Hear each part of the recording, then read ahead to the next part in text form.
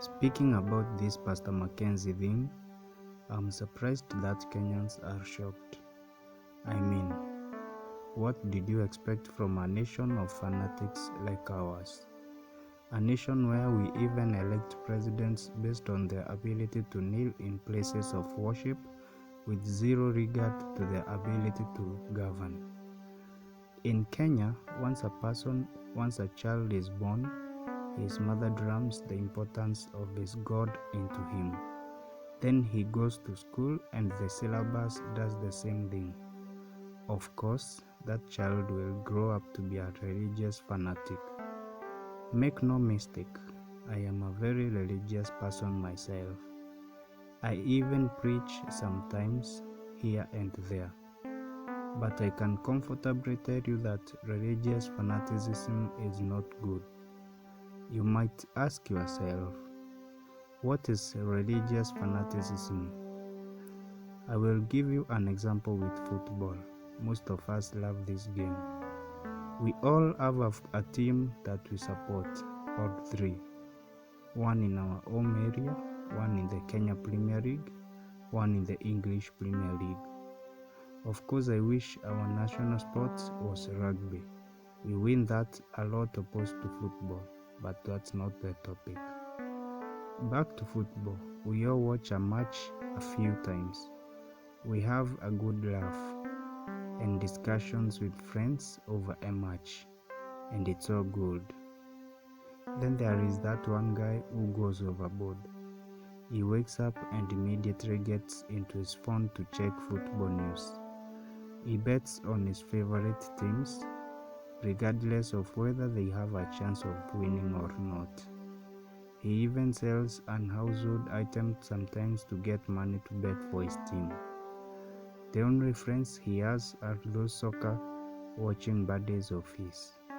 On TV, he watches nothing else except football. Whenever you find him with a group, you are always sure that they are his soccer buddies, often discussing football things. Now, that is a fanatic. A person addicted to football. Fan is good, fanatic not good. The same goes for religion. Taking the same examples from above, let's examine a religious fanatic.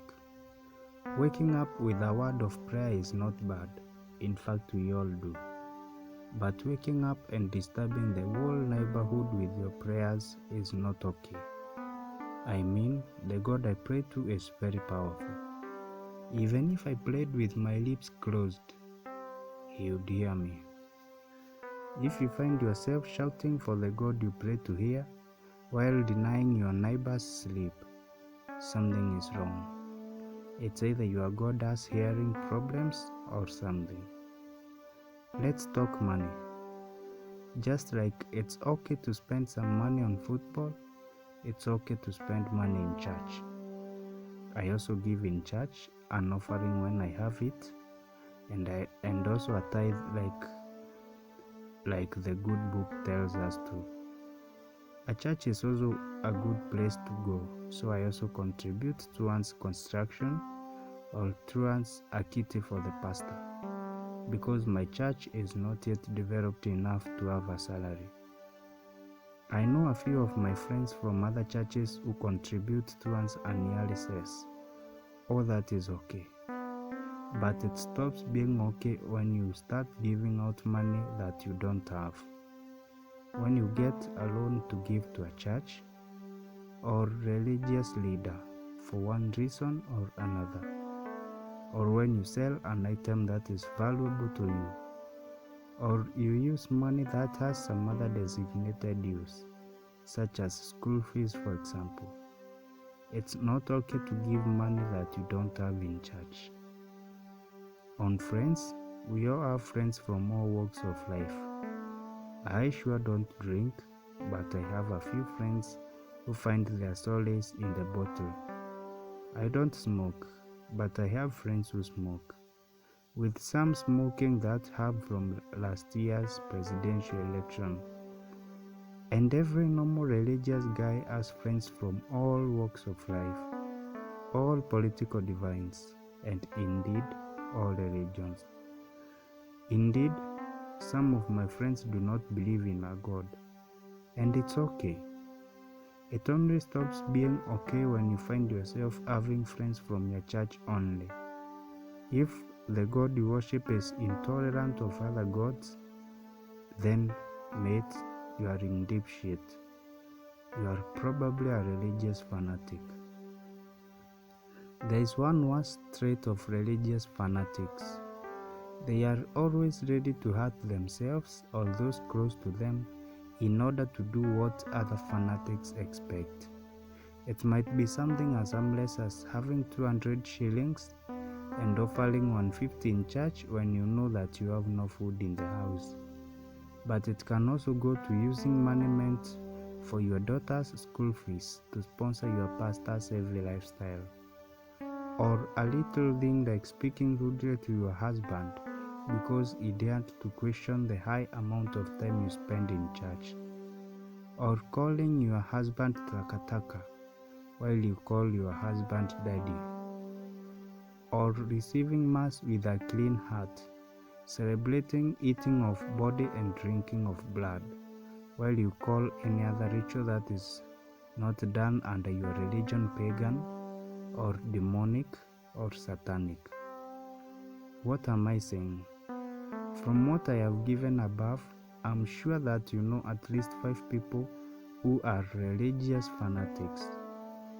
Personally, I cannot put any blame on Pastor Makenzie. No.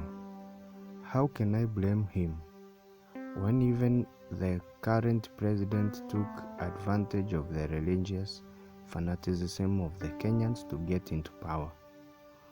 Even my governor, Kawira Mwangaza, took the same path. I blame the people who are stupid enough to let their fanaticism reach that far. And I blame our society as a whole for creating religious fanatics out of 60% of its citizens.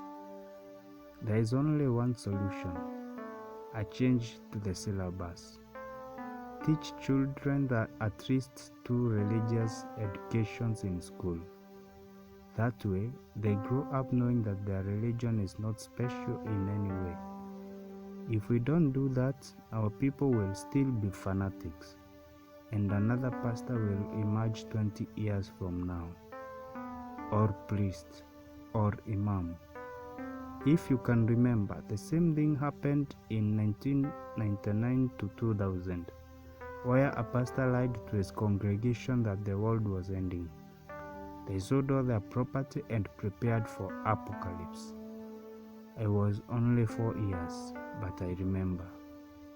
In 2012 too, it happened. Now it's happening in my generation.